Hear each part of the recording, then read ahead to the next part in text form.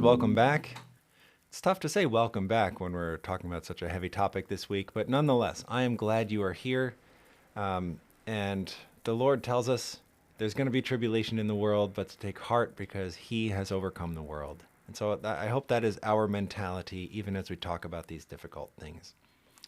As always, I need us to be subscribed. So like this page if you're watching on Facebook. Follow the instructions in the comment underneath to change your notifications. If you're on YouTube, hit the button, the subscribe button, and also the notification bell. And if you're watching on Talking Donkey International, go to the podcast page and bookmark it. Thank you so much for doing that. Let's get to it. Hooray, right? Here's another article from the Daily Wire. This one is dated December 19, so just a week ago or so. And the headline is FBI releases public safety alert over rising child online, and then in quotes, sextortion. Yikes. So now we're not just talking about the dumbing down of kids or the abuse and murder of kids. We're talking about like the sexual exploitation of children. I hope that you didn't have too heavy a meal before you watch this, because it does not get much grosser than this. The Federal Bureau of Investigation released a national public safety alert on Monday regarding an increase in financial sextortion schemes targeting children and teenagers. The FBI, along with the National Center for Missing and Exploited Children and Homeland Security Investigations, put out the alert, noting that there has been an, quote, explosion in incidents of children and teens being coerced into sending explicit images online and extorted for money. Like, hey, send me some dirty pictures because I want to see them. Don't worry, it'll be fine. And now that you've done that, by the way, you got to send me some money or I'm going to release them to everybody and ruin your life. That's kind of what we're getting at here. Or worse. I mean, that's probably the kind of upper end of that spectrum, and I'm sure it goes down darker and worse. But that's what we're talking about. It is people exploiting vulnerable, naive kids for their sexuality and then ultimately for their money. It's gross. You have to think this is the kind of thing that Jesus was talking about when he says it would be better to tie a millstone around the neck of someone who is harming children and toss him into the river, right? Because God just can't be happy about any of this. I hope everybody sees that. Like, I'm gonna tell you that if you do not understand why this is offensive to God, you got to know my God better, because this should be just the most obvious thing in the world. Okay, the agency urged parents and guardians to communicate with their children about these types of crimes so they can keep them from happening at all. These types of schemes happen in online settings where young people feel most comfortable, the agency noted. Perpetrators use the internet to create false female accounts and go after young men between the ages of 14 and 17. However, the agency has also spoken with victims who are only 10 years of age. By lying, the predators persuade the minor to give them an explicit image or video and then blackmail the victim, saying they will put out the picture or video if they are not paid. However, the videos or pictures are often published even if fees are sent. And then I'm going to close with this. This is a level of harassment we haven't seen recently in regards to our children. In other words, it's getting worse. This is not your parents' planet Earth anymore. It's not even my planet Earth anymore. I met my wife online. Before it was cool to meet online, like before there was a Match.com and these other ways to kind of meet people in an organized fashion, we met in the Wild West days of the internet. And I think it worked out pretty well. I mean, we became part of one another's lives. We met, we started dating, we got married, we have 2 beautiful kids. Like, our story ends pretty well. And yet, as happy as I am to have that story in my background, in my testimony, so to speak, I can't let my kids do that because the world is different now. I mean, it was probably just as dangerous at the time, but the Bible says men will be inventors of evil at the end of time. And this seems to be one of the ways that we have invented evil. When it was the Wild West, there were no regulations and no controls, and it was, dangerous in that way. But also, it was so new that no one really knew how to exploit it yet. But you fast forward 20 years, people have become experts on exploiting the internet and exploiting people through the internet. And so, goodness gracious, here we are, where my kids' parents met online in like a wonderful, perfect online love story. But I have to stand in the gap and prevent them from having the same story for themselves, just because the world is so much different now.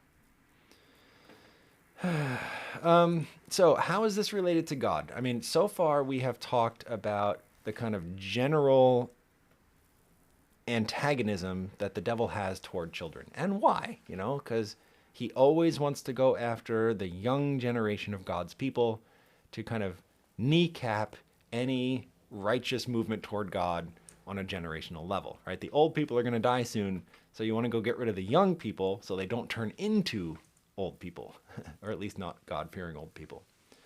Today I want to take it down a slightly different path to make a little bit more of a specific point.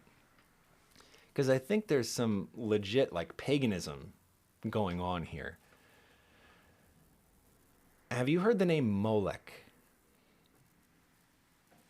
I imagine you have. I mean, if you have been paying attention to kind of theology at all, this has come up a lot in recent years, especially with regard to the kind of abortion debate as it was reaching its crescendo in the recent Supreme Court drama there, and then afterwards, as we were kind of talking about the fallout, we, the society, that name came up a lot. I heard it a lot. Not just online, not just in these kind of academic or theological places, but even on podcasts, like this one, or not even religious podcasts, but secular podcasts. Or suddenly everybody seemed to know who Molech was. And why am I bringing him up now? Well, we're actually going to talk about Molech in more detail tomorrow, but I'm bringing him up now in the context of this sexploitation because of the following. Here I am going to Chabad.org, which is a Jewish website. And on this website, down here, The Relevance, in this section called The Relevance, this whole thing is about Molech and the kind of history of child sacrifice and the various things God has said and done about this problem. And here, I'm going to read from the article. It says, the rabbis ask why the prohibition of Molech in the Torah follows the prohibitions of unkosher sexual relationships. Specifically, they're referencing Leviticus chapter 18. Torah is a word used to describe the first 5 books of the Bible: Genesis, Exodus, Leviticus, Numbers, and Deuteronomy. Collectively, they are known as the law, which in Hebrew is Torah. So in Leviticus 18, there is a whole bunch of sexual prohibitions, like, for example, verse 11, the nakedness of your father's wife's daughter, begotten by your father, she is your sister, you shall not uncover her nakedness, right? So it's this kind of prohibition against incest and other sexual practices that are prohibited by God. And then right after all of that stuff,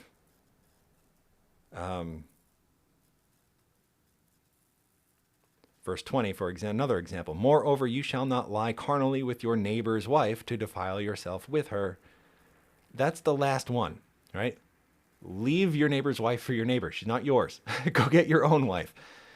And then from there, immediately, there's no gap at all. It's not even a different paragraph if you are in a translation that uses paragraphs. Right there in verse 21, the very next thing says, and you shall not let any of your descendants pass through the fire to Molech, nor shall you profane the name of your God. I am the Lord. And then again, immediately the next verse, verse 22, you shall not lie with a male as with a woman, it is an abomination. And then verse 23, you shall not mate, or nor shall you mate with any animal to defile yourself with it, on and on.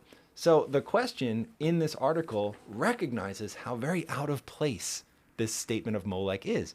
It's preceded by all these sexual prohibitions, and it's followed by even more sexual prohibitions. And right there in the middle is don't deal with Molech.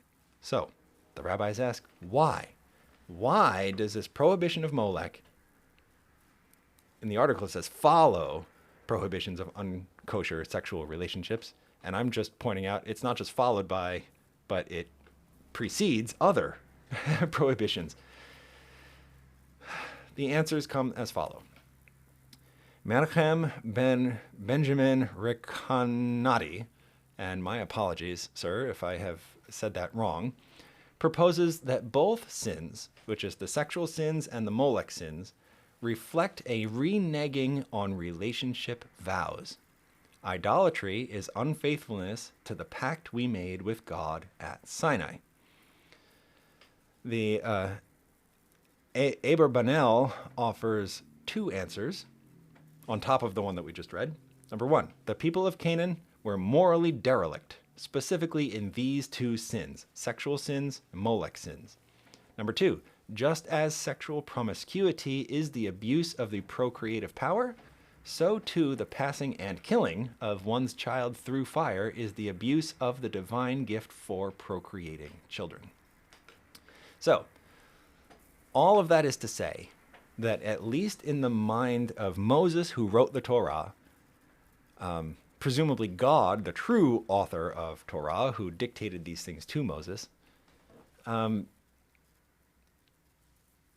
the worship of Molech is equivalent to, or is reckoned the same as, a sexual sin.